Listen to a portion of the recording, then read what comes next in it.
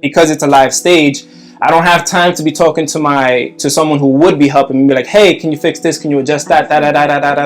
Like taking time away from everyone else's experience and performance. So I don't want to do it. I want to have everything ready and set to go. So once everything was good for my settings, I hit record, and then I step in, do my performance, step out, and then I cut everything and start putting it away. I set everything up in a few minutes, break everything down in a few minutes, just to be convenient for people. Yeah. I like hearing you say that, because it renders true towards my personal experience as well, and what I feel like is an experience for many other people, the way they feel like they relieve stress out from the gym and getting it all out there, leaving it on the field. In Japan, they reduced that all the way down to like cuddling. You can hire a cuddling service where it's literally straight up just cuddling. You can hire a service where you can no, I swear, like, it'll start cuddling. No. You know why? Because so we still got a lot of time to be enjoying other people's company, doing things that we like to do, traveling, conveniencing. Because like for me, it's cuddling. Yeah. Yo, check out the Japan spots. Yo, when I was young, I'd say, born in New York spoiled me. Like, I can only stay here. I know I want to live here and stay here. But then as you get older, it's like, this is something convenient for me as an individual. But this is not something that I would want to bring my child into, as far as like, the hecticness of the city. A lot of people hate because they don't see the light inside themselves. And there's people that acknowledge their own light and can see other people's light, and sometimes that frustrates them. You know what I mean? Like, it really does. And I think that if you keep that within your family, man, that's such a blessing to provide and have, and also replicate. How your mentality is, how well you prepare yourself for the best of the best, professionally speaking, like a career, or the worst of the worst, personally speaking, to what happens in your immediate life, because it comes from the mentality. It's true. So yeah, I can't trust no switching roadie. I be on my grown thing. Keep on moving, time be skipping, phone and going home. Say process, trust the progress. I be knowing where it's home, man. Free me, feel me, see me, I see. So yeah, we got Corey Vega in the crib. What's up? What's up, brother? How you feeling? Oh man, it's been a while, bro. Of course, man. What's good with you, man? It's been a minute. I feel alright. So let's look it up. Because I'm thinking to myself, when was what podcast number were you even on? I think it was like 23 or 28. 20. I think 23, right? Let's see. 97. Damn, bro. Hold on. Nah, I feel like a strong reason is 2023. Let's see if you're right. 23. That's a fact, Jordan. Yo, 23. This is gonna be, I think, my. Wait, hold on. Let me count in my head like real quick. 28. 128. Woo! So 100 episodes later, So yeah. Yo, 105, yo. Fucking like 105. That's 105 weeks. So by the time this releases, that's been 105 weeks. So talk to me about what you've been doing for 105 weeks, bro. You know what I'm saying? Like what's been going on for the past 105 weeks? Like what happened to you? That's 2 years. That's like 2 years almost on the dot. Talk to me about like the what happened after the podcast. Not to say that it's like, oh, like some of the shit's supposed to happen, but what was what was your journey after that? You know what I mean? Like so first and foremost, I was very grateful to be on here in your platform.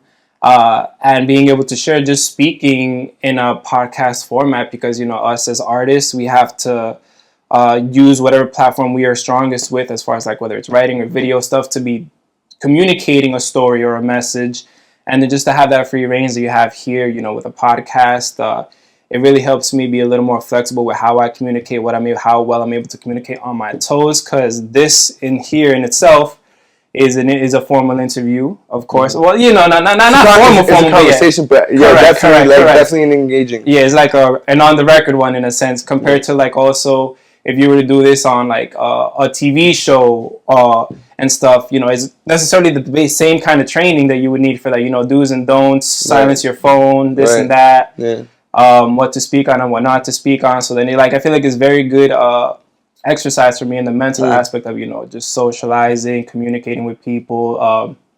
Like I said, thinking on my toes and just being able to really just like relax a little bit, because this is a lot less intensive than, you know, creating an art form that needs to be magnificent to present to the world and publish out to it. This is a little more like, hey, I can say and do what I want, and hopefully my community of followers are gonna know me well enough to be like, oh no, he's just joking, he's just kidding. That's like a big goal for me in the long term. Like when I do something or say something, be like, that's his style, he's not serious, he's just very sarcastic. Like, you know, this is just who he is, and that's what makes me appreciate him as a person. And if you know, you know, you catch it, it's hilarious. Correct. Yeah.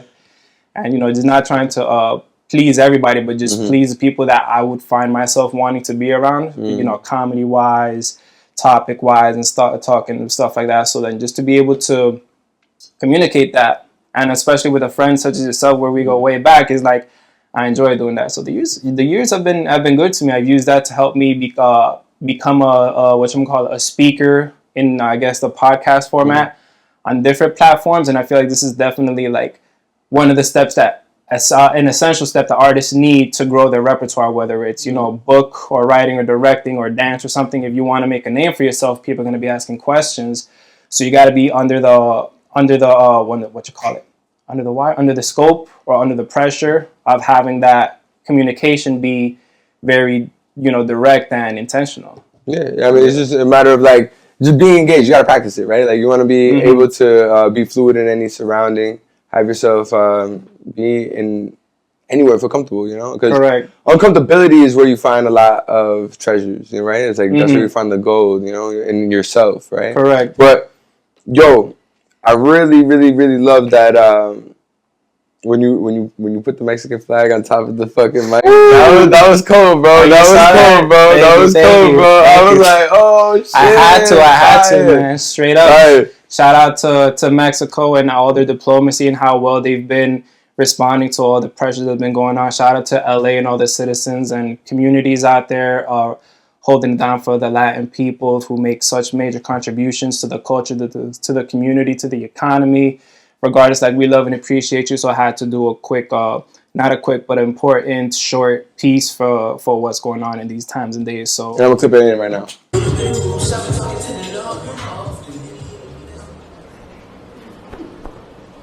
Yes, sir.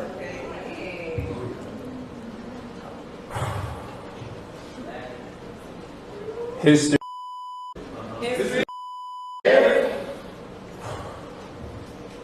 Why do you keep cutting from arts and education?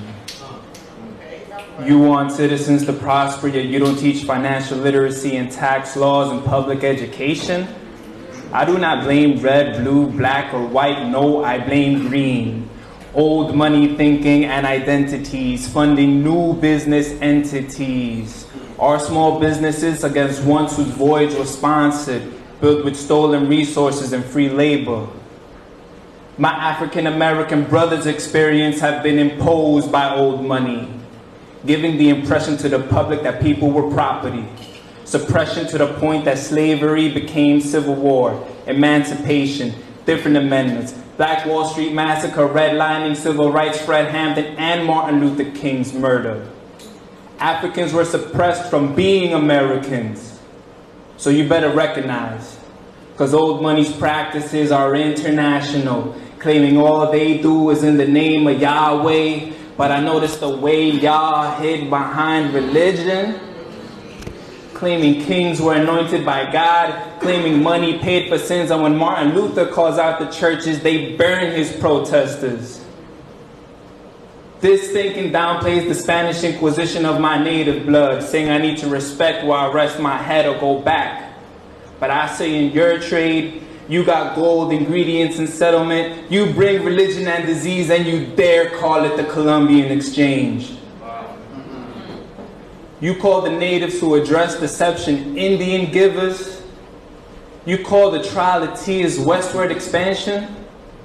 This is why I question everything old money publishes.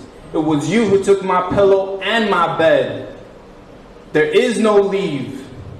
Until the lion learns to write, every story will glorify the hunter, an African proverb. But these indigenous bones got invasive skin tones. Those are my words. I will do my part because the blood and Latin American tongues have tasted more of the world than the minds of Machiavelli. Our democracy has been infiltrated. Representatives have been campaigned by old money. Our information has become sponsored network conglomerates whose algorithms keep us entertained and sedated. So it's not red, blue, black, or white. It's green, also known as greed. So to old money and your monopolies, we, the people, call out tobacco and sugar-laced addictions, healthcare and insurance prioritizing profit, media sensationalism, bank interest loans, affordable housing that is not the people are your checks and balances when companies combine church and state. It was the tired poor who made this nation fighting against a monarch who did not respect the needs of its people. Talk to him, baby. And I love that. So I might have loved to represent us or united if I wasn't shamed for being me as well. That's why words like freedom and liberties are just a filler word to most of us, because blacks needed more than amendments, Latins are the indigenous who survived genocide, women in the feminist waves, gays and Stonewall, Asians against discrimination, even child labor laws prove that protesting is the American thing to do. But they'll red flag me when they see this. They'll cut me off on some trumped up charges. Know that since 95 I've been all about the arts and education, so old money, please, call this one my 95 thesis. Vega. And then we back. Yeah. That is dope. And also the visuals were perfect. Like the way that you came into the shot, I was like, nice, clean. Thank you, brother. It was very clean. So I was like, all right, dope. I had to get you back on the podcast, not only for that, but it was past due. You know what I mean? Like, for sure, man. I appreciate it. Absolutely. Yeah, that was all me. I had to take care of the recording and stuff because, like, for those that don't know, as far as like performing arts, like poetry, especially when your friends record you and stuff, it's nice. You know, they show support, they tag you and whatever it is. But it's very different from having that, you know, that camera footage that is bad angles or bad compositions, and then having that professional grade camera. Like, mind you, mine is a terrible Nikon 3200. That is like the first DSLR. No, it's a man. I'm just kidding. But it's one of those cameras where it's super basic, 1080p, nothing too fancy about it. It does horrible in night settings, but then it came out dope though. because I'm familiar with the machinery, with the technology. I was able to finesse it to the point where like the focus of the shot came clear, was clean. You saw only everything you needed to in the shot, nothing more, nothing less. Did you set it to that, or was it more so like already set auto? I set it. Okay. I set it because automatic it does a little bit. No, it does a lot for people who are just learning the technology, but for people who are a little more experienced, they can fine tune it to finesse it to their but the lighting, right, in the room, it was also like I couldn't do anything about the lighting because that was all the studio. I didn't have like my own. It wasn't my production thing, so it wasn't just me with a camera renting out a place. I was in the middle of a live, active environment, so other performers are on there. The organization is setting it up how they want to, as far as the seating and where the poets are standing. So I had a very bad spot where I was at, so I was like looking at the camera angle, setting it up for the person performing before me, making sure that it looked good on them. So when I step in there, it's gonna look good on me. I had that. I had my microphone on record, and then I just repositioned myself slightly so I'm a little more directly under the lights because I didn't want to have that bad lighting on me. So it was just I guess like a director's perspective on it before I get into it from spoken word poets. Did you know mentally to do that happen for the video because you thought about it, or was it just organic? It was just organic because like I think it was perfect because it was subtle. Like you saw there was nothing there, and then boom, you know what I mean? It's not like it just was already there type. Yeah, it was not intentional, but like I said, me working as a one man band, I didn't have anyone there supporting me and helping me as far as like setup and composition and communicating with me. And on top of that, because it's a live stage, I don't have time to be talking to someone who would be helping me, be like, hey, can you fix this? Can you adjust that? Like taking time away from everyone else's experience and performance. So I don't want to do it. I want to have everything ready and set to go. So once everything was good for my settings, I hit record and then I step in, do my performance, step out, and then I cut everything and start putting it away. I set everything up in a few minutes, break everything down in a few minutes just to be convenient for people. Yeah. And because I have the experience of, knowing the stuff, it's like second nature to me. Right. Like I don't gotta Think guess about it or too wonder. long. Yeah. Yeah, it's more so systematic. I feel like it's also a New York quality. Same way, like when you have a certain route, you're gonna be in a certain spot. Take it off at a certain spot. Yeah. To be quicker to your destination. Correct. You know where in the train you want to be waiting and stuff like that because it leaves you off right at your exit. Right at the staircase. Small things make a big difference. For sure. Would it be the first one at the staircase? That's the whatchamacallit, down to the millisecond. I was just talking about that shit last night. I had a podcast last night. Dope ass podcast. Shout out Ace Highway. Dope ass podcast. Mm-hmm. But man, I love this, bro. Because I talk to so many different individuals, and I get a very good like consensus and like projection of like how much not only do they inspire, but that this conversation inspires. You know what I mean? And a lot of times I feel like in New York especially, like people are constantly running. They don't actually even sit down and talk outside of the podcast. Just like, you know what I mean? Like it doesn't need to be on a podcast. You know what I mean? Like just have these types of moments as well. But that's how life is, I feel like, especially now and in today's society with technology. I feel like it changed, right? Don't you feel like it changed from when we were probably like in junior high school, entering into high school? That's when it was starting, like the birth of it, like Correct. Instagram and all that shit started like to coming in and all that. You know what I mean? Like, but before that was like, remember Manhunt? Yeah. Remember like fucking like going out to parties and like actually dancing with girls, like and now everyone's on their phones and it's just like yo, you remember that? 100%, bro. Yo, it's two very different worlds now, man. It's two very different worlds because and when I was in elementary school, phones were out, but the thing that was blowing up was like not necessarily social media, but it was like messaging like AIM. Remember AIM? You had those crazy names, sidekicks and shit. You have the Flip, the 3. Someone was telling me about Loop. You ever heard of Loop? Yeah, I didn't know about that shit either. They was telling me about that shit last night. I was like, what the fuck is that? Nah, yeah. The Boost Mobile and stuff, but then like you said, it was a very different time, very different world. People are very involved on their phones because of the convenience it has for them. And like, you're able to be productive in one way, shape, or form, but also the con of it is that it takes away from the moment that you're in. Disassociates. Correct. So then I like to put myself in those environments where I don't necessarily have to be on my phone. Like over the summer, I was very much so in outdoor activities, outdoor dance socials this year.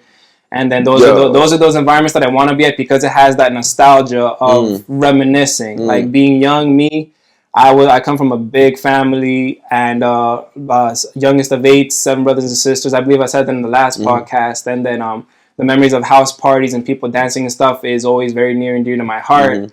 And so to be much older and, get rid of that, little fright, ego, whatever you want to call it, of, embarrassing myself on the dance floor has changed because now I'm the one old enough dancing with friends, dancing with family, making those memories. And like, it just reminds me of those simpler times. Nice, so then, it all hails towards the artistries that people have. Like, what is it that they do that helps them reminisce or feel good? And for me to be able to just jump in on that boat, not late in life, but, later in life, at 28, 29, has really helped me, just have that outlet for me to be enjoying it.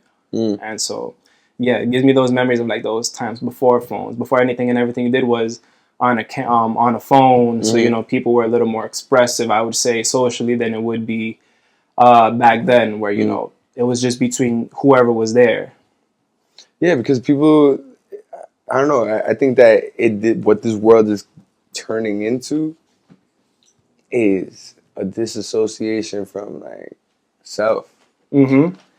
Yeah, like look, the slang that we use growing up, it was a slang that was not natural to us because we were in New York, so we had that New York slang and we use terminologies that we use. But not because of social media, you're hearing this slang from another city or another town or from like not even from this country in a sense. And then it just becomes like this universally adopted slang terminology like I guess, what is it, Gen Z slang or something like that? Like the typing slang terminology, that's becoming the dominant slang culture as opposed to like, someone from New York or someone from Pennsylvania, Jersey, California, and, you learning that, getting that cultural exposure to like what this community is all about, and now it's becoming so generalized, especially like with the algorithms. Like the algorithms is one of those things too, like That is literally like what algorithm are you in type of thing. Yeah, like that is a big. It's different. That's a big part of it too, because like one, they say, oh, they tailors it towards making it most convenient. It's tailoring the news feed towards things that you like and are accustomed to in your hobbies and interests, but it's not giving you the option to be exposed to everything you want. It's selecting things that it believes you would like. So to an extent, if you have 10 options, it'll show you 6. Right. And then, the other 4 might be something a little more drastic or larger than just us that they don't want to be promoting and things like that. So it's like whether it works for you or against you, we don't know. But I would like to have the option instead of having the algorithm, stray me away from things that I would be benefiting from or learning from, as opposed to just being, entertained and, doom scrolling as it is now. I think there's different outlets, right? Like, there's different outlets to find that. I think Instagram is just using its own business strategy to keep up to date on people's watch time. So for however long they're on it and what they're focusing on, what they're looking at, because the fucking phone is literally even looking at our eyes, right? Yeah. Like where it's looking at and like what it's like reacting to the most. So it's like all that is just data building up and understanding us. In and out, crazy. And that is a matter of like, some different type of force, something that not even the powers that be can control. And that's why I feel like they've been feeding us this shit with like all the movies of this dystopian future, like Terminator shit. And like, it's conspiracy theory, but it's also all around us. Correct. It's kind of weird. Correct. And with that notion is like you said, it's beyond man's, it's beyond like, natural, I forgot the word you used for it, but it's beyond natural control in a sense, because this is something that's man-made, and this, I don't want to call it an individual entity because there's many different variations of it, but the idea of like AI and communicating and learning how to adapt itself to us, like it's developing its own conscious and reasoning in on itself, whether it's like the motherboard, like iRobot in a sense, everything was down to its core was controlled by the antagonist of it was the software system. And that's what's developing now, because you're hearing these stories about these technologies developing their own language or developing their own ideas or perspectives. You ask AI something, then it'll give you its own two cents of things, of what's either good or wrong or common or surprising to it. And then, like, you really come to terms where it's like, this is information that is accumulating. Like you said, it's data driven because we ask it questions that we want to know. So then it's learning things that we don't know, and it's learning things that we do know. Right. And how it uses it, we don't know. And emotionless. Yes. Straight for the objective. What is the objective? More money. And what is, like, also talking about this too, like this is a great conversation to bring up. I feel like, money is like our energy source. What are you giving it to? And how are you obtaining it? Because it's very, very important for your character and your spirit that it could not only change people's lives, but your own life. Correct. In a fucked up way. Correct. But in an evil way. And that's when I feel like choices are what brings someone to their own hell, or to allow for the demons to win. Like every time I hit the gym, I feel like I'm fighting my demons, bro. Yeah. I feel like I'm fighting my demons, bro. Like every single time I hit the gym, like I take so much out that I'm just like, by the time I get out, I feel like, you know what I mean? Like, you feel that weight off your shoulders. Yeah, man. That's like heavy.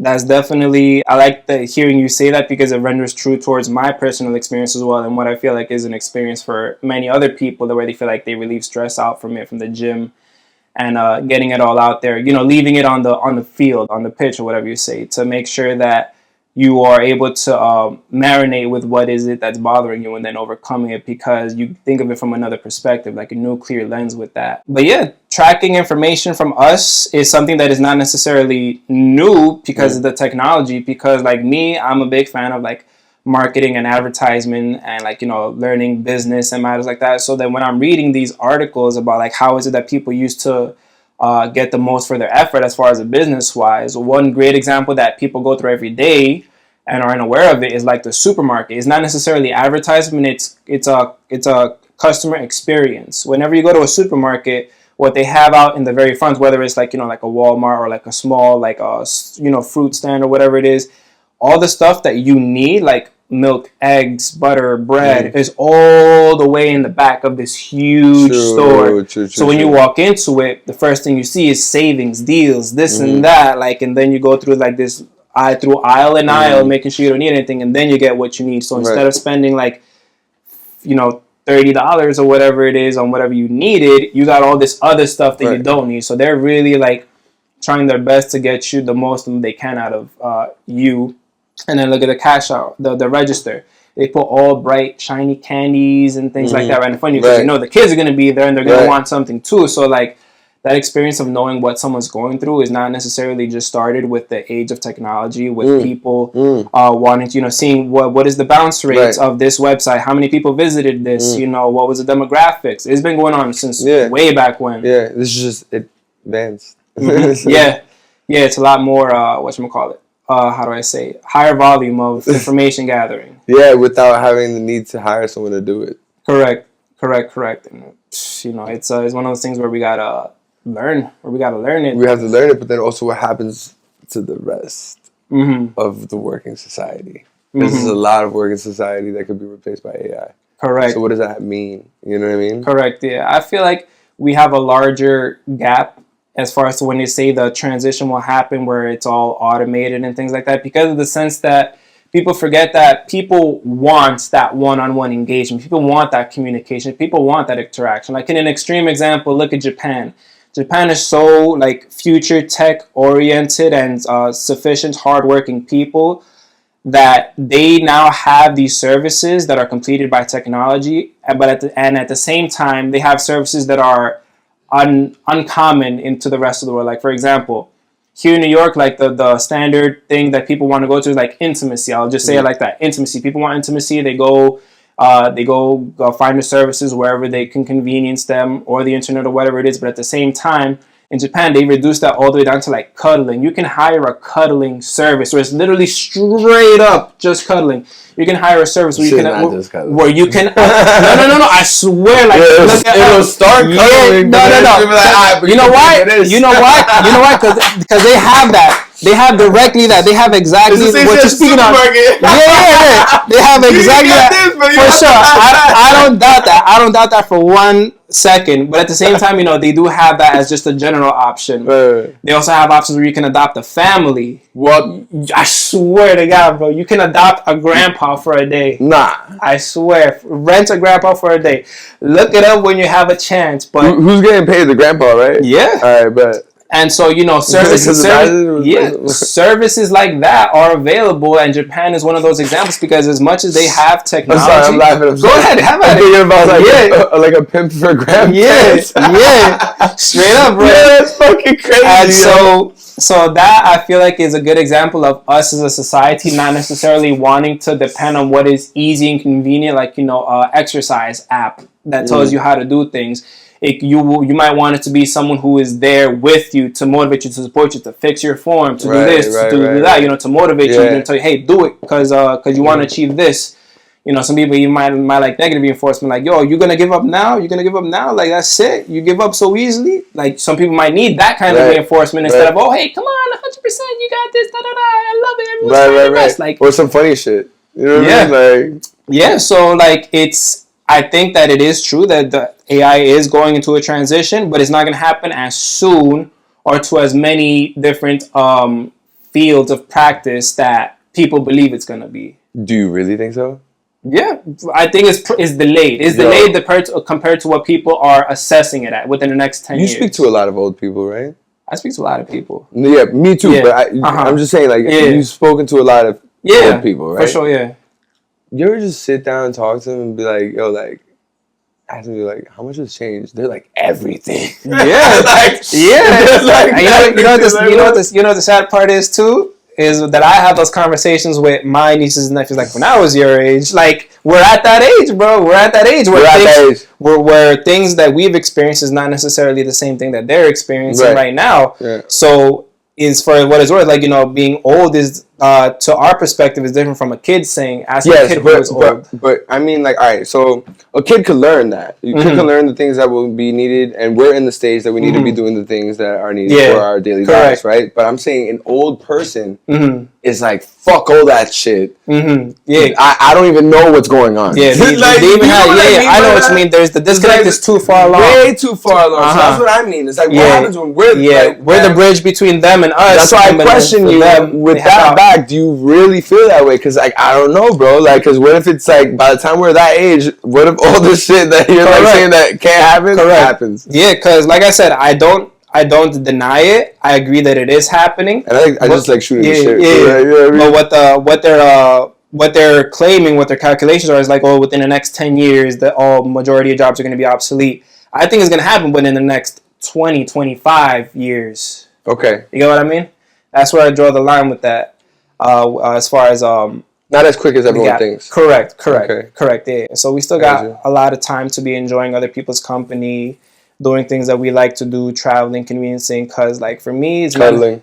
Yeah. Yo, check out the Japan spots.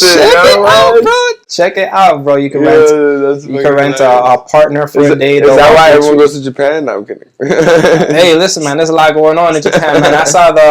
I always see the algorithm on Instagram where they show like the life-size Gundam. You mean your algorithm? The robot? Yeah. Gundam. You know Gundam style, the TV show? No, not Gundam style. But like there's a TV show, like an old anime show, like you would see it like in Toonami. It was like, it's kind of like Power Rangers, but not Power Rangers, where they had like the Megazord. Okay. And there's like this huge robot in Japan because they love to really emphasize a lot about their culture and community. Like Japan is super heavy on Pokemon. Japan is super heavy on Dragon Ball Z. And this is like all around. But then another one is Gundam, where they took so much pride in the success of it that they built like a life-size robot. And I'm talking like this thing is, if I'm not mistaken, like 15 floors high. Damn. And it was active, like it could move, like it didn't fight and defend the city from Godzilla and shit like that, but it was like robot. Yeah, you standing next to it, you're like, oh fuck, like this is possible, like this can happen. Absolutely, way more can happen. Yeah, and then you're right, man. Like in that short amount of time, I'm thinking about it, like 20 to 25 years, how society would be like. Yeah, that's actually a pretty good fucking question. Would you want that to be the question for like? Or do you have another question for society? The question for society? Yeah. No. I don't think I would have a question for society because society is always going to give me different answers. So asking one question to a general public is not going to give me the definitive answer because there is no definitive answer. I feel you, but I'm just saying my bad. No, you're good. I do this part of the podcast where I do ask the individual, can I get a question? So I can gotcha. All right. You upgrade this into some segments. Okay, so repeat it one more time? No. I didn't even say the beginning part, so that's why it doesn't really matter. But I feel what you're saying, though, too, because in reality, it's like you're getting one perspective. You're not getting an absolute, like, definitive response, right? Mm-hmm. But I think that's what's just the interesting part of society. Like, everyone has their own take, you know? Everyone has their own perspective. Who's to say that some are wrong, some are right? Everyone has their own form of right and their own form of wrong. I think we all have there is a general, like, line, though. Yeah. I feel like that's of right and wrong, whether people want to see that or not. But if you can give me a question that I could bring out into society and I go ask that question, what would that question be? All right. Well, what is the one quality that cannot be replaced by technology? What is the one quality that technology can't take away from us? Oh, 100% creativity. 100%. Are you sure? AI is using the creativity like where did the creativity of AI come from? From humans. Exactly. Like everything that we create and invent, that's what we serve. Like that's actually the one component that we use to survive every single day. Every single animal is stronger than human. But we are smarter than them. That's why we are impact animals. Okay. I'm good with that, man. That was a good question. That was a good question. What do you think? Compassion? Yeah, compassion, empathy, love, sacrifice. Human touch. Correct. What? Human touch. Yeah, no, yeah, that is evolving too, bro. Like it's not just all those sex toys that you see. Like now they got so much like shit. Like I see that they got like humanoid robots for that now. That's crazy. Japan. Yo, but Japan, like, yo, bro, I hear Japan is actually a lot larger than what people think. Mm-hmm. In terms of how it's shown on the map, apparently. Yeah. That we have a very weird depiction of the world, you know, and it's only designed that way, the map, for a specific reason because of certain leaders throughout our history. Correct. You know, so it's just like very interesting how it is. But Japan is actually, I forgot where I've seen this. I think it's the length from like Maine to Florida or some shit like that. Oh damn! Like, it's like some long ass shit. Damn. Yeah. Damn, that's awesome if that's true. But I believe that it's definitely much larger because when you hear about Japan, you only hear places about like Tokyo, Kyoto, and I'm not too well familiar with Japan, so those are only two names that I know. But then Japan is trying this PR program where they're trying to have people go to places that are not as popular as, you know, Tokyo would be, because they want to help move traffic along for an even distribution to the economy of the local cities and states. So they're promoting places outside of the tourist attractions to help, you know, the country as a whole, as opposed to just having to accommodate all this tourism inside like such a confined space. Because like you've seen those like gifs or like clips of people crossing the streets in Tokyo, like it's jam-packed. Yeah. Like it looks way more packed than Manhattan and stuff. And yeah, Japan is on that too, so I believe that there is definitely a lot more to see to it than just like, you know, the future-ish city. Do you feel like you're gonna stay in New York? Nah, like New York. Do you feel like you're gonna go to Japan? I'll visit. I'll visit for like a quick minute. See what's up with the robots. yeah. With the robots and the karaoke services they got. But yeah, and like, the cuddling services. Karaoke, it's on the record. Whatchamacallit. But yeah, New York, you know, as I'm growing older, like, you know, when I was younger, I'd say, oh, born in New York spoiled me, like, I can only stay here. No, I want to live here and stay here. But then as you get older, it's like, this is something convenient for me as an individual, but this is not something that I would want to bring my child into, as far as like, you know, the hecticness of the city. I'd want to be living somewhere like Poconos, where it's a little more, you know, slow pace, where like, you know, you have a little more control over like who you see and who comes into your vicinity, as far as like the community goes. And, you know, that's just like the ideal. So for me, New York is definitely for me, but as far as like, you know, when I start my own family, it's not a community, it's not the community for like us being, you know, me, my wife, and my kid, or whatever the situation is. Yeah. Because I've been, you know, I don't want to call it a maturity thing. It's just like what conveniences you, but it's like, you know, you start to assess and see how this is going to affect you short term, long term. It's just what it is. You know, like certain places are what they are for a reason, right? Yeah. And you just have to acknowledge that. You know, that's part of growing up as well, is acknowledging, accepting, taking terms and saying, you know what, I don't need to be upset at this. I need to see what I need to do. You know, that self-reflection is everything. Yeah. You know, shout out Court. That conversation we had was fucking dope, bro. Yeah, we're talking about like, you know, I'm dealing with a few things right now in my life, and people done me real dirty, bro. You know, but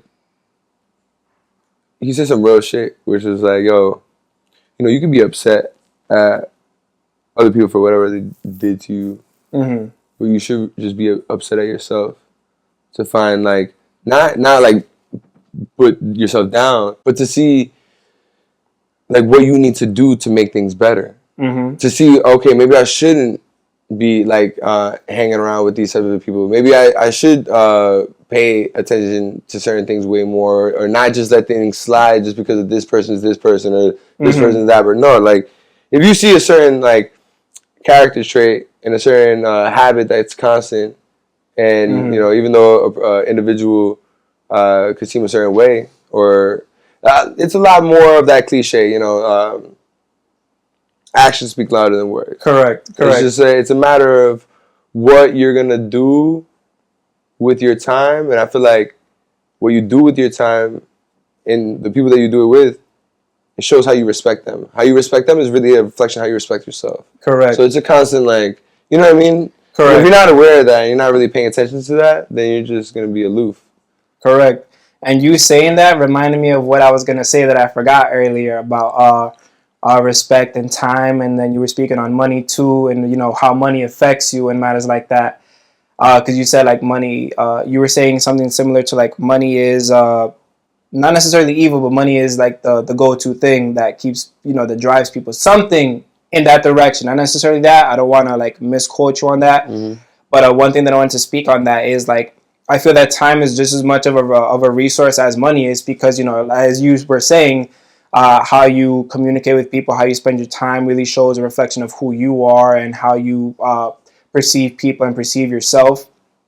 And I feel like at the end of the day, if you have time to make choices on what you do with your time, then that is like the ultimate luxury right there. Because looking at it from the perspective of like a business savvy, all the money in the world can bring a void that you're not looking at, that comes from reflection. You know, when you're reflecting, if you have everything you need, then that's one thing. Money can bring you that as far as stability. But if you don't have everything you want and you're not being honest with yourself and transparent, like, hey, I always wanted to do this, or I always wanted to do that, or this is the type of person I wanted to be, and you don't get that, then, you know, like, you're just going to be filling in that void with, you know, luxury, you know what, monetary, tangible luxuries instead of like, you know, having that fulfillment in your heart.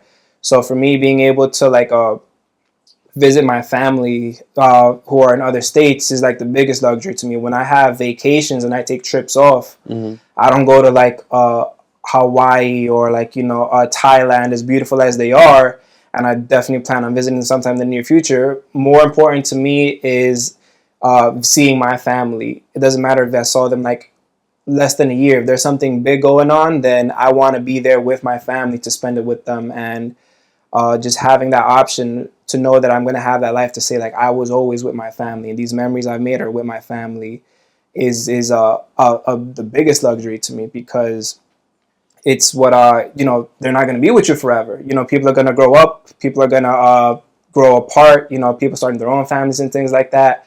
So I want to cherish those moments to be like, I did it the right way. I lived it my way, and these were where my priorities were. So I want them to have, I want my family members to remember me for who I was, and for being the light and seeing the light. That's something that I've constantly been also thinking about a lot lately. It's just like, you know, a lot of people hate because they don't see the light inside themselves, and there's people that acknowledge their own light and could see other people's light, and sometimes that frustrates them. You know what I mean? Like, it really does. And I think that if you keep that within your family, oh man, that's such a blessing to provide and have, and also replicate, because you know that they're gonna bring that out into society the same way that you do. You know, correct. So it's like, that's what it is. Because in reality, what is family? What is relationships? Right? We've gotten to this point in the conversation, right? Where it's like, it's a reflection of how you are going to be in society. And don't you want to be successful? You know what I mean? Yeah. You know? 100%. So it's like, I think it comes to a certain point in everyone's lives where it's just like, you gotta fight for that. 100%. You gotta earn your place. And adding on to what you were saying beforehand, as far as like, people, doing you dirty, and how you take it in. There is a quote that I like, that I carry with me, wherever I go and what I do, being a member of so many different communities. and, you know, facing that, you know, backlash of like, you know, someone hating on what you're doing or someone not liking you or someone having a perception of you is like, the quote is basically like, you're allowed to feel how you want to, but how you're allowed to feel the feelings that you feel, but how you respond to it is your decision.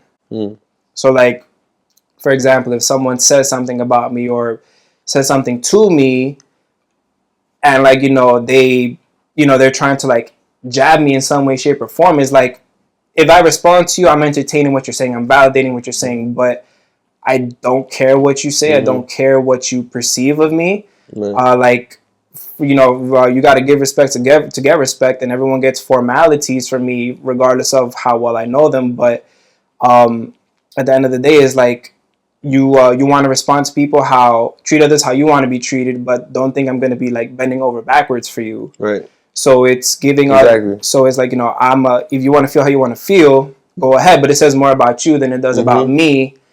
And I lost like so much respect for you for jumping to conclusion over some things that you're not running by me first. And, you know, having this perception, go ahead, have it. You're alone in this fight. Because I don't lose sleep over what you say or do about me. And it's just how it is how you have to conduct yourself. Because if you let other people get to you, then, you know, where is the effort worth, you know, if you're trying to do this for other people? I'm not doing what I do for other people. It's for me. It's like, for me, I have a little bit of a different perspective. Like, I value community. I value growth in a way that, like, I see people even in a fucked up situation, and I'll see myself.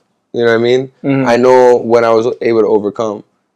But look, in all the essence, you can try as much as you want to try with people. But at the end of the day, the only person that can change any individual is themselves. Correct. So, you know, I think it's good that I have that nature to want to try. Because, you know what? I know that there has been moments that I needed help. And when I did receive it, and even if it was in the smallest of ways, I was very appreciative, and it helped me. You know what I mean? Like, it actually helped me. I took value in it. So I know that it's a gamble. People are a gamble. So I can't stop being me and my good nature just because of certain experiences, you know? So I also acknowledge that. But you're just going to have tough conversations sometimes. You know what I mean? That is just like, it is what it is. Like, I'm nice until I'm not. But it's only because, like, I tried and it was just like, nah. Correct. You know, it wasn't acknowledged or reciprocated. And like that. And then it's like, you know, you're not going to put me in a situation where you're abusing, like, or making my situation harder when life is already hard. You know what I'm saying? Like, like, you're this is more of a priority for you than it is for me, and I'm not gonna.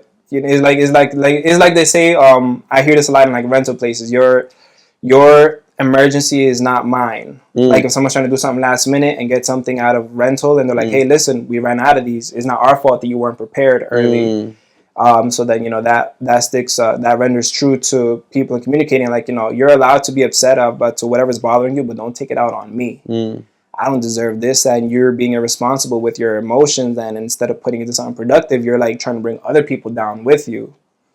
And I just can't do that. I just don't work well with that. Like, you want to have your own episode, by all means. Like I said, you're alone in this.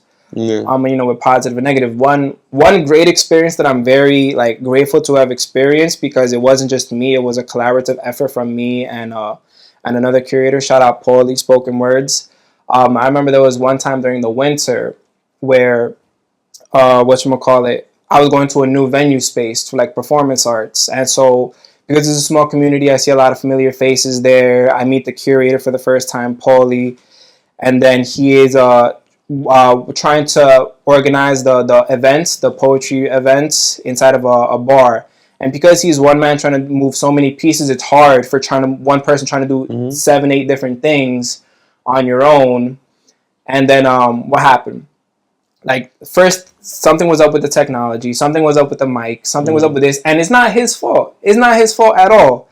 And so then I was communicating with him and mine, like, hey, listen, we can do this, we can do that, we can do that. He's on board with it. And because so many different fires are starting up, you know, metaphorically speaking, you know, problems, he has to take care of that. And I understand that. I respect it. And then it happened so frequently that I'm like, you know what? Like this event's, this today is not for me. It has nothing to do with the curator because this is, he's dealing with the environment. It's not his wrongdoing or bad doing. It was just the environment. So I feel like he needs less things to worry about, like me trying to make a contribution. And I'm like, you know what? I'm just gonna leave. It's fine. I'm not getting I'm not given the access that I wanted to. So, and that's not on him. It's not on the people. I'm just gonna call it a day. I told him straight up. I left. I told him, listen, I'm leaving. I've been trying to help with this, and that, and then it's just not working. And then he was like upset, like he knows he let someone down. As someone who was putting something together, he knows that he let someone down because it's not his fault. It's just the way that the evening played out.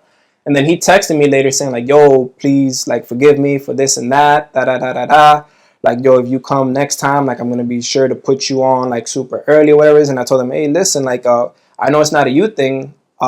It's just the way that the night played out. And ever since then, like, we've been like brothers. He put me onto his platform. He put me on as a feature. He puts me onto so many things that he's doing. He supports what I do. I support what he does. And we're like, basically, like, out of every other male artist that I know in the community, he's like a brother to me because I see so much of my family member, my brother, in him that I've known who passed away a few years ago, in what he does as far as like what could have been. And he communicated with me when times were bad as far as like, the relationship between me and him. Because he did that, I respect him because I respected with him. I communicated it with him when I was not content.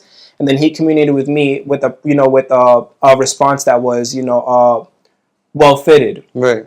Well fitted. It was mutual. Correct. So because I respectfully, ended the night, and because he respectfully followed up with me and, took some accountability on his end, I'm like, this is someone I want to work with. This is someone I can respect. This is someone who has accountability and a person of principles.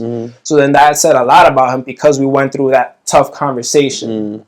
And so, as much as people want to avoid tough conversations because of like a conflict or, whatever the case is, fear, it's necessary. You have to have those conversations. Right. I'm all about mutual, just respect. Or like, I'm not about overreaching. You know what I mean? Like, I'm going to do as much as I can. I'm like, yo, if I can do this podcast OD, yo, you know how many people I've had on the podcast?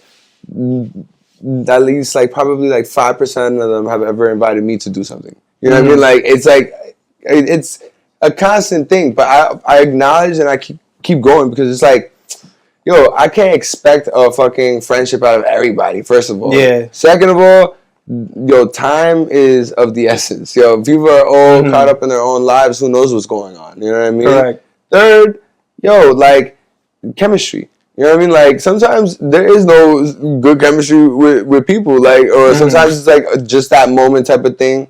I realized when I traveled, bro, like, just enjoy the moment. Correct. Like, just enjoy the moment. It doesn't have to be more than what that is, like, and that's when I learned to let a lot of shit go, honestly. Like, because it brings you more peace. It gives you the weight lifted off your shoulders and you get to actually enjoy life. Correct. Like, Correct. 110% right. Like, whatchamacallit?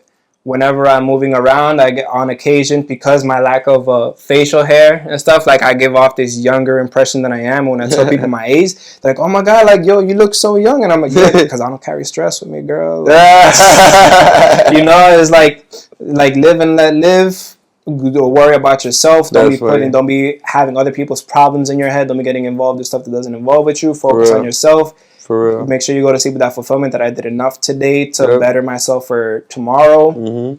And just love and live like that, man. Love and let live, man. Yo, I got this part of the podcast too where I let the individual write their name on the giraffe. You could draw on the body, on the head, however you prefer.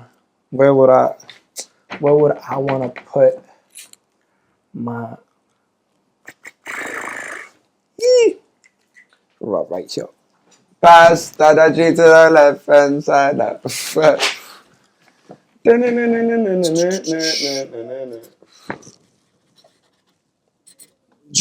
Vega. That's fire. That's good shit. Thank you. Yes, sir.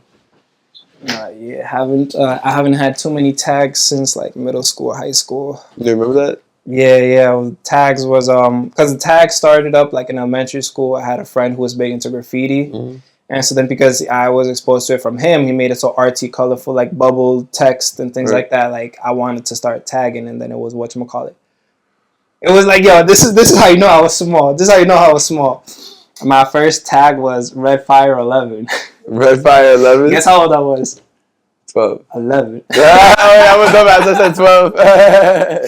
Yo, that was some cheesy ass name. My friend was like, yo, but fire's already red. What are you talking about? And then it became, Taz, Heezy. Those were the Call of Duty days. When Call of Duty Modern Warfare 2, Black Ops was the hot shit, bro. I miss those days. Call of Duty used to be so simple. I never got into video games. Yeah, I stopped after the 3. No, like my parents never let me get video games. They're like, nah, this is not for you. I was like, damn. And then when I used to go to my friends' cribs to play, I would be ass, and they would be like, you're not playing, motherfucker. I was like, fuck. Then I never got into it. But yeah, Call of Duty was a game that was I was really into because it was one of those simple games. Like, all right, pick your weapon, pick your secondary, pick your perks that help you, and that's it. Go in. Do your thing, and that's it, game over. But then now people are getting paid.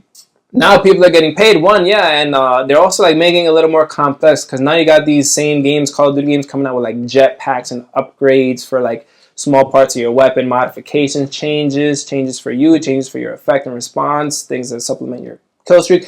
I don't know how far it goes, but it became so much more complex. It's like, bro, I don't even want to play this game no more, bro. I wonder how AI is going to affect the gaming world. Now the biggest innovation that I found out was that PlayStation and Xbox and PCs can now play together in the same lobby. Really? Yeah, it used to be like Xbox only for Xbox, PlayStation only for PlayStation, computers only for computers, and now they close those worlds, and like computer gamers are fucking it up. They're like doing their thing because they can adjust it. They can adjust how strong their computer is, and they can adjust how sensitive they can. Oh, like the processing system, like how fast, like so they can go faster. Yeah, things like that. So like they are dominating that world, and I'm just, it's so crazy how much people will pay for their internet. Yeah, Fortnite to get that amount of gigabytes, so they can even. Yeah, Fortnite is it's a crazy. big game. Minecraft, I never played any. I'm always thinking about where's the money. Yeah, you know, because like it's in the microtransactions. Oof. It's in the microtransactions because it's not about the $100 game anymore. It's about that $1 to $2 added fees that you're not gonna feel. It's not gonna feel so heavy on your wallet, so you're gonna do it more frequently. Right. And then that accumulates into like thousands of dollars because it was always just that one little transaction that turned into bigger ones. And that's like the business side of it, how they're pulling it off. With technology and everything moving the way and the direction that it's moving to, do you even feel like moving to a place far away is going to make a difference? Because it's all going to be connected anyhow. Do you feel me? What I'm saying with that? Or do you feel like you need to go heavy disconnect? Like you need to have a farm. Okay, like, I know you know what I'm saying? Like, well, yeah, a farm would be great. Farm would be ideal as long as you're willing to put in the work. Yeah, accept the responsibilities for it. As far as maintaining the livestock, protecting the livestock, feeding the livestock, cultivating the land, agriculture. Shout out to my Central South Americans that are doing that out here for us in the States. But yeah, as long as you have that responsibility, like by all means, go for it. And that's something that I feel like is becoming more of a need now with things changing around the world. It's like, I want to be able to be self-sustainable.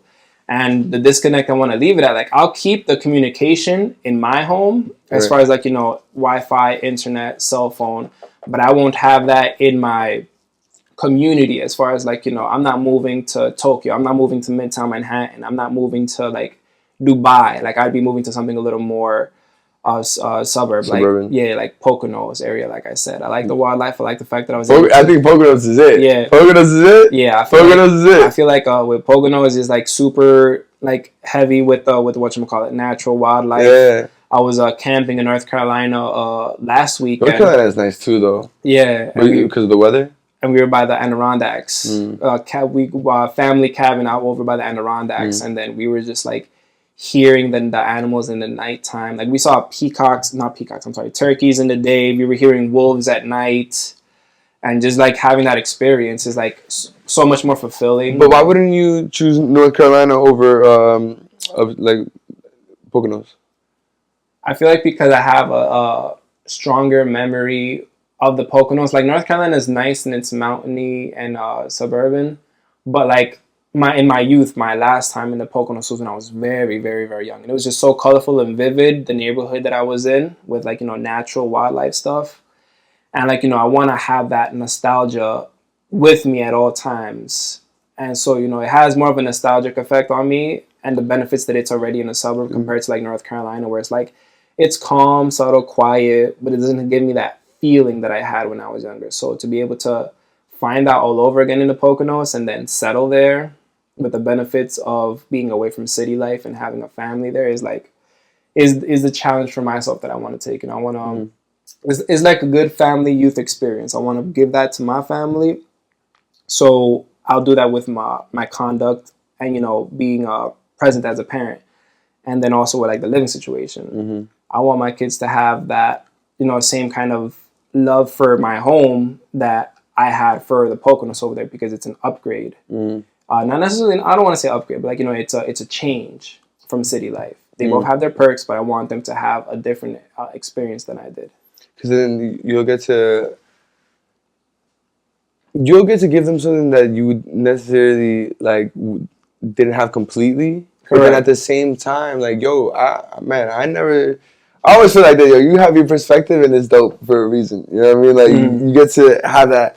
Your kids are probably going to want to live that city life. You know what I mean? Yeah. And there's always going to be like a replicate. Like, it's always going to be some shit. They're going to hear the stories. Yeah.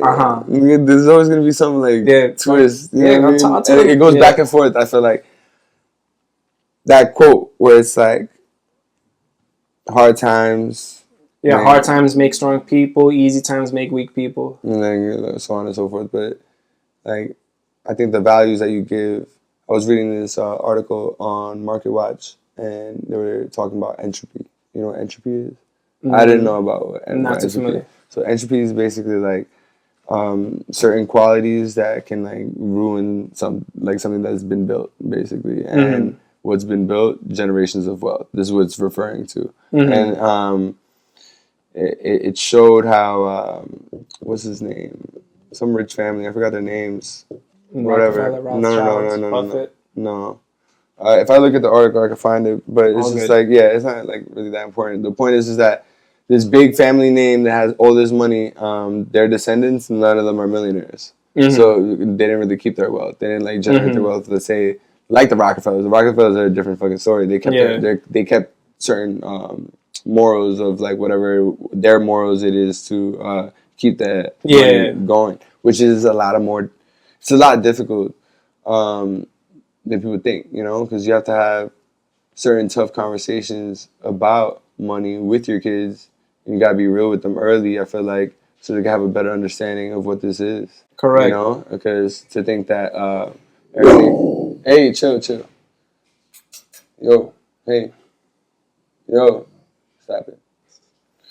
To think that everything is just so, like it's just coming from thin air is not. But then also when there's abundance, like it's necessary for the child to understand what it took to get that. Correct. But it becomes more difficult as the generations pass. Correct. And it becomes more disassociated. Correct. And then you start to think to yourself, well, then what is it then? Is the point to leave a legacy of wealth or to leave a legacy of understanding? You know what I mean? Yeah.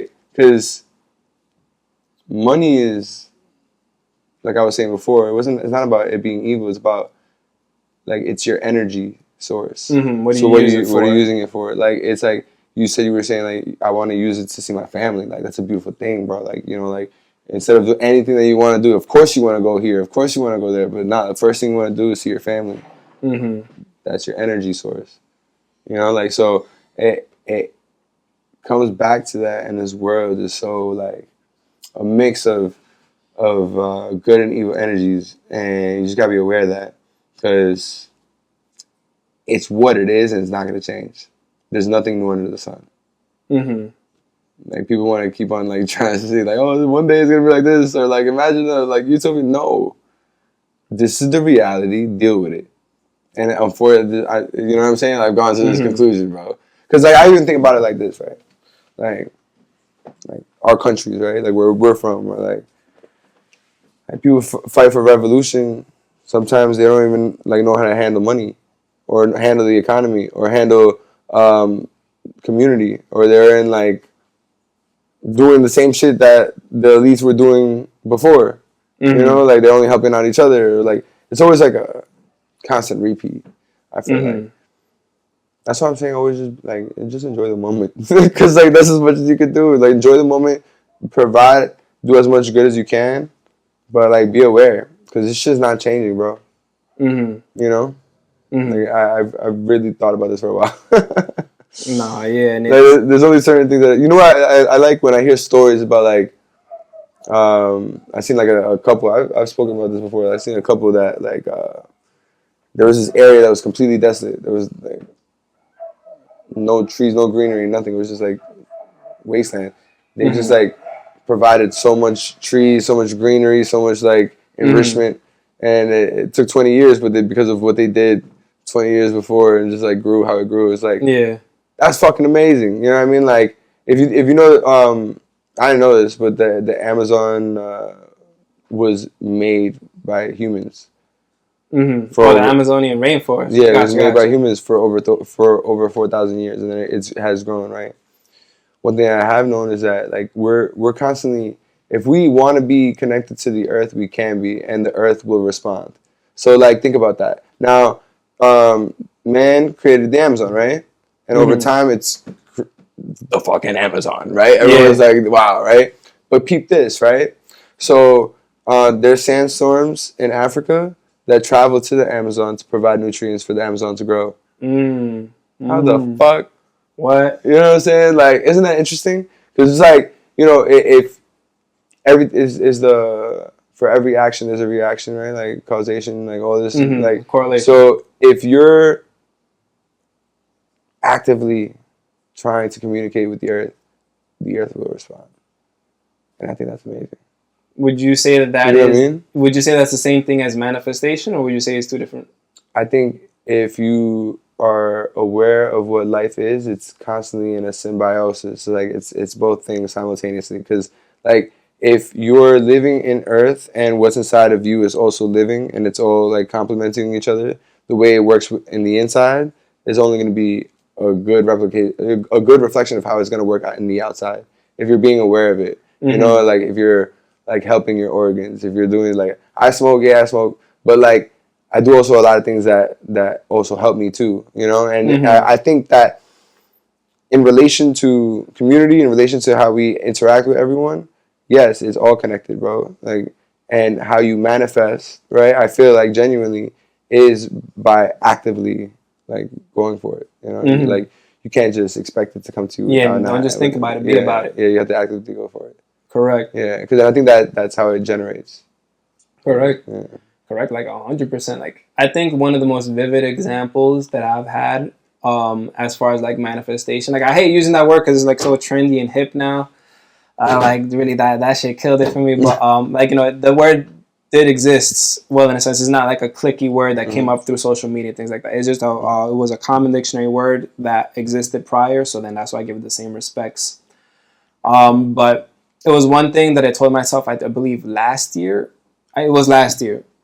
And last year, because like I said, me, like if you like me, you like me. If you don't, I'm not going to break night over it. I always approach people with respect and love and, you know, support. But then one thing that I learned from someone else, funny enough, I went to an event earlier this year and then they were doing a reading, like a channel reading. I don't want to butcher it, but something like the type of person that you are, chakra, alignment, things like that. I'm not too familiar with how it goes about, but out of respect for it, one thing that he told me about myself that like I knew, but I didn't concise it like that, was that he said, you are someone who does not instill yourself as a leader. You want to be chosen to be a leader.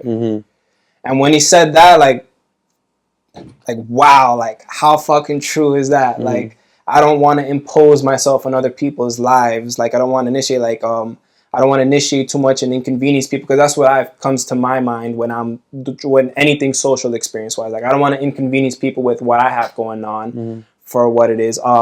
But then that comes back to what I was saying, because like 2 years ago, the beginning of last year, the goal was to become a featured artist, a paid featured artist in my writing platforms.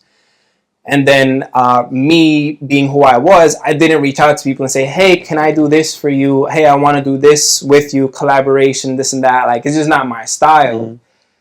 And so then out of like that year alone, I've had like 5-6 paid features throughout New York from people who I've known and connected with, who curate events and things like that, because they saw something in me that was quality enough to present it to their audience. Right. And I love that. I feel so honored and revered to be chosen out of anyone and everyone you could have chosen. Like, I was chosen, so I show a lot of gratitude and respect and responsibility with that opportunity that you give me.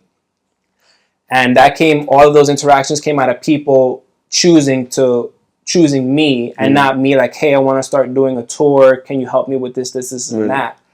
And like, that was like one of the greatest examples of like manifestation that I've experienced, because it's a gratitude thing for, the world to communicate with me through these people who feel that I had something worth saying, and that I was well practiced and versed enough in what I do to, give their audience an experience with it. So just off of that first instinct, I'm like, yo, there's something to this. There's something more to this. Like, believe and it shall come true. So then I've been using that principle of manifestation, and like you said, taking initiative to, have that happen to help me get to more and more of where I want to be. And it's just literally all a day by day process, brick by brick. It might not happen every single day, it might not happen every single month, but you prepare yourself for it, and then you show up for what it is that they need you for. And so manifestation, bro, is like a real thing. It is a real thing. It's a fact. It's a directional thing. It's also a matter of how you choose to direct it. People miss a lot of opportunities because they're caught up in their mind. The mind is clouded. Clouded. That's why I hit the gym. You gotta hit the gym. Yeah, but let's spin it back. What is your goal now? My goal is just more so of course, always continuing with the brand. Tailor-made fitness, train of thought right here. I like the shirt. Some apparel. Thank you. Thank you. It's the logo. It's nice, simple. I got fitteds now. A word? For the... Oh, shit. Nice. I think I saw that on your speaker system. You had one of those, right? As dope. So, yeah. Yeah. Super dope, bro. Like, I've been wanting to get into caps, but yeah. You feel me? So, being in that direction, being able to do that, not necessarily, being international with it, but just to have that, be able to exercise that ability to create your own merch like we do, to know how to do that. It's a grateful thing. So to me, to represent what the brand is as far as like, training your thoughts, because it's tailor-made fitness, but because it's applicable towards anything and everything you do, because it comes from your state of mind. How is it that you treat and respond to your mind? Is it always filled with negative reinforcement and negative implications and fears and anxieties? Or do you have hope in there? Do you have a plan in there? Do you have a seed that you want to nourish and help it become from thought into reality? And is that like where your hunger and drive and direction is? So having that is going to come from simple things like how and what you're thinking. It's an exercise of the mind in on itself completely, because if you make a small accomplishment, like as a kid, drawing a picture, and then growing it to be something more challenging, more serious, getting better with your shading or staying inside the lines or drawing something more realistic. Right.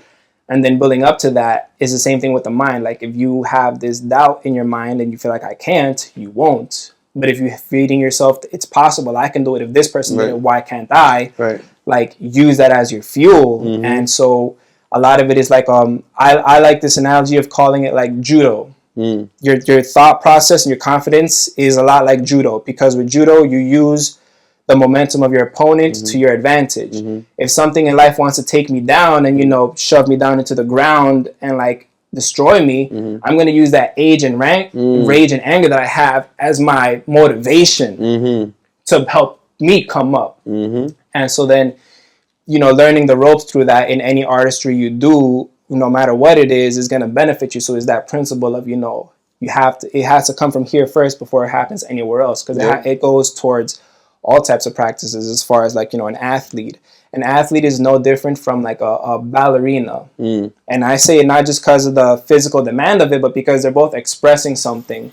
Like an athlete who is scoring points and winning could be someone who came from poverty and, you know, came from a poor family. So he was so motivated by leaving that. He's doing this stellar performance. And the same thing for a ballerina, someone who is so passionate about something that they did, you know, that they were exposed to when they were younger, something that reminds me of them of their family and things that general lives of the individual, problems with the individual, motivates them against everyone who spoke bad and negatively of them to perform what they do. A writer, a poet is going to speak about it in a more narrative sense, you know, more literal, that A, B, C, D, and E, but it's all the same story. The writing and the athleticism all comes from how did you respond to what your mind was focused on.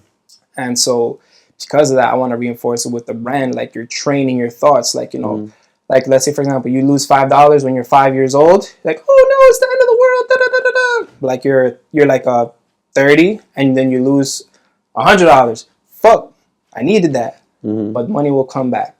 You know, I can it'll come back to me in another one way or the other. I either work for it or I'm blessed through some means. But you know, it's not the end of the world. So implementing that in a larger scale is super essential. Like you know, to get a little personal and deep with it. Growing up in Queens, I've had a lot of friends move away.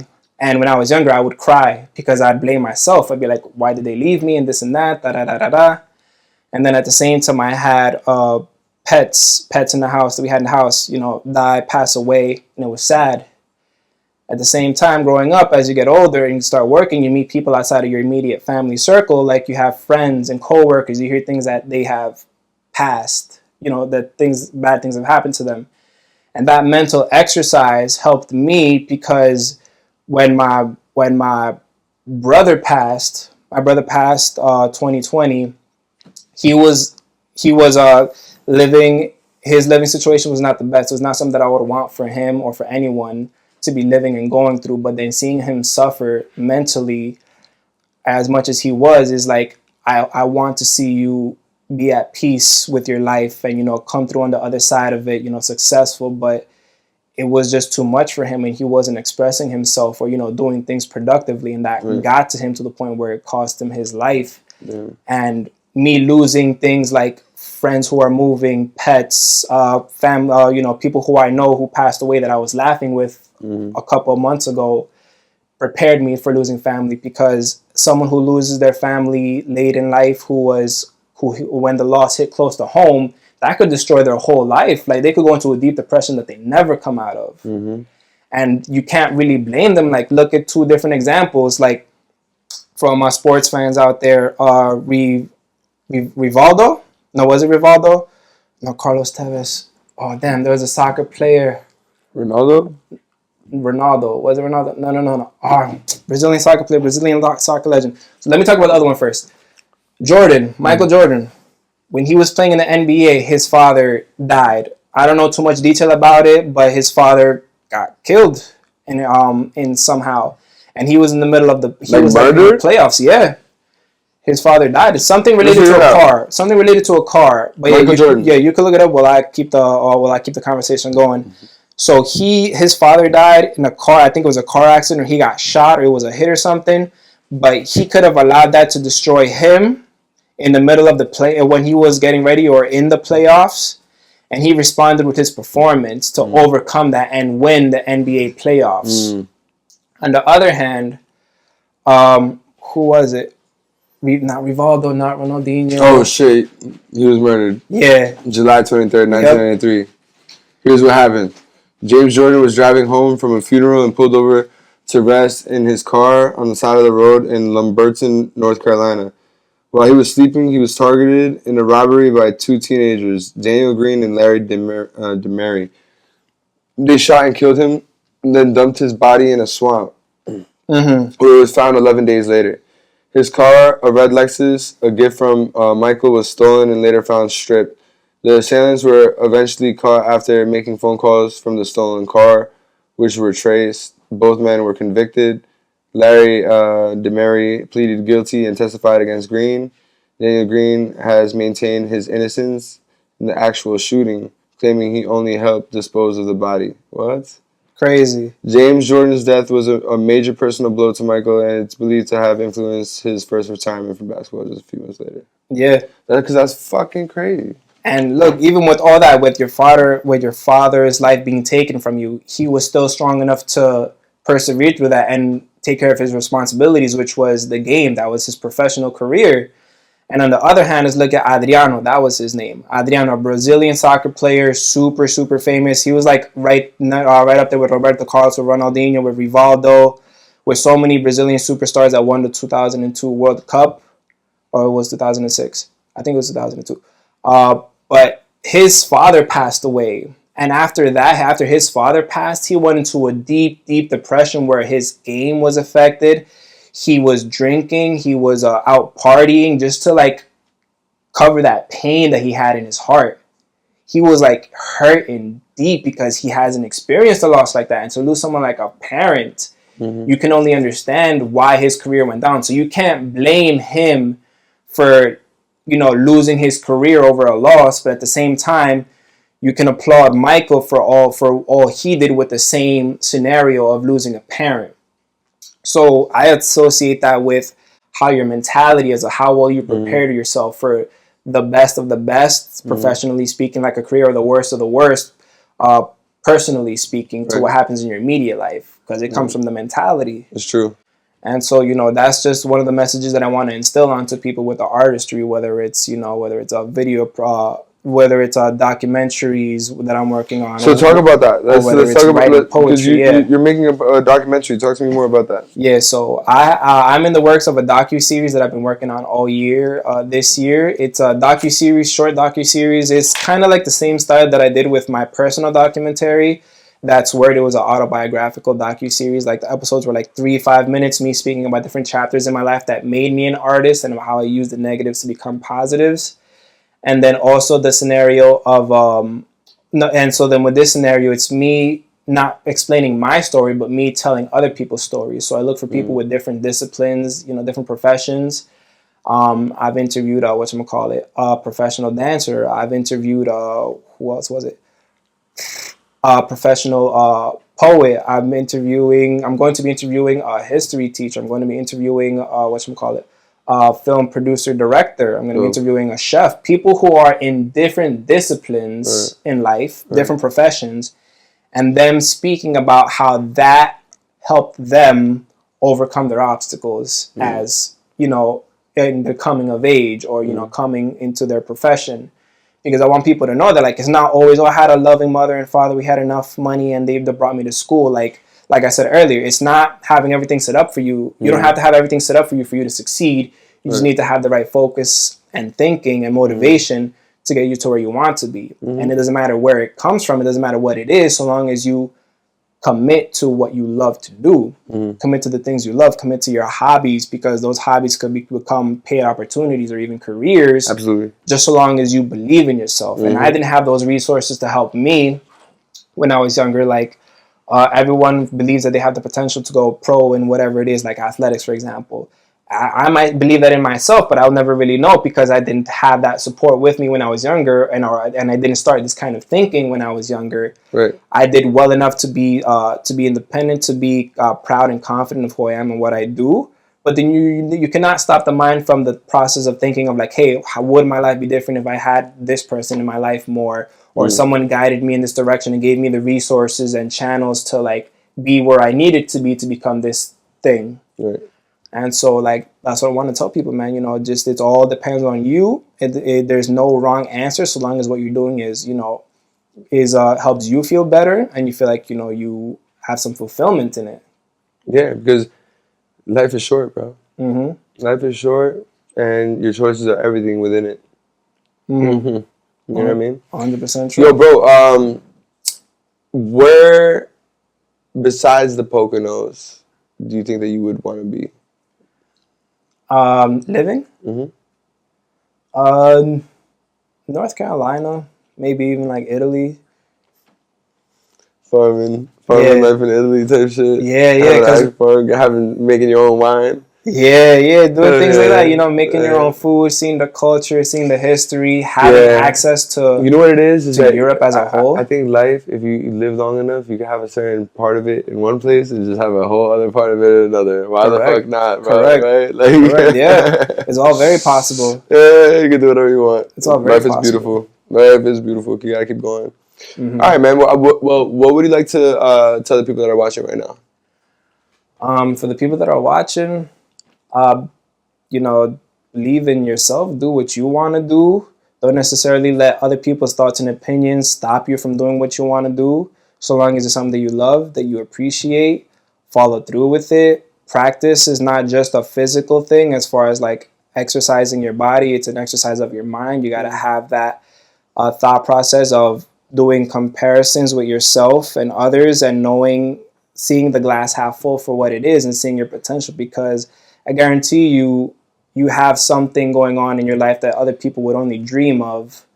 And to know that you have these resources to you and you're using your time for things that you feel are important right now. Hopefully it is something that is important and helps you in one way, shape, or form.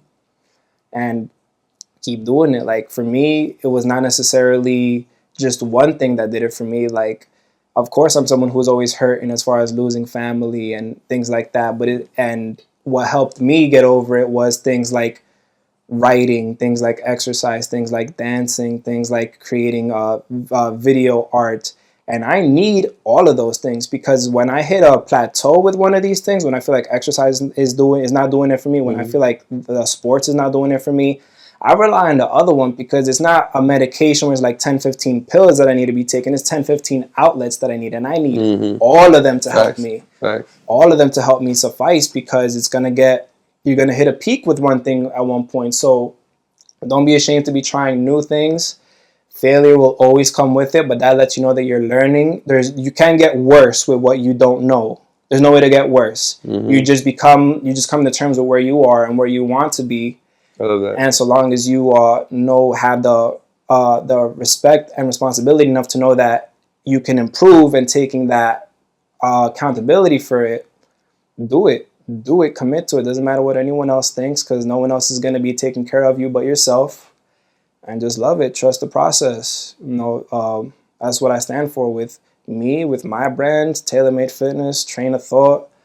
I want to see people prosper. I want to see people happy and content, and not having to put the blame elsewhere, and having that confidence enough to even try, if that's worth, to anyone listening. Just that's great, man. I love that. And what do you want to is there anything that you got going on that you want to promote right now that you're going to be doing, or what? This Sunday I'm at Poe Fest. I'm featuring at Poe Fest with Karma Comes Before. So that's Poetry Society. So that would be July 13th. Right? I believe so, yeah. July 13th. This Sunday. It's going to be published afterwards, but nonetheless, if anyone in the other side of this wall is here. Yeah, July 13th, feature over there. November, December, I have another feature coming up, and producing a event for Latin Americans, for Indigenous People in Latin History Month. Dope. Stay tuned with everything I got publishing coming out on my Instagram, VEGAOLOGY. I had a website, but I had to do some changes to it. I was switching up a lot of things, and now it's allowing me to do different things that I can do now and things that I cannot do anymore. So websites has been in the works, so trust with that. But I'm always down for collaborations. I like to write. I like to create. And just being able to do this as a choice is a blessing for me, because I get to share the artistry with so many talented individuals like yourself and your podcast. Thank you for having me here again, brother. Boom. So yeah. I can't trust no switching roadie. I be on my grown thing. Keep on moving, time be skipping, phone and going home. Same process, trust the progress. I be knowing where it's home. Man, free me, feel me, see me, I see. So yeah.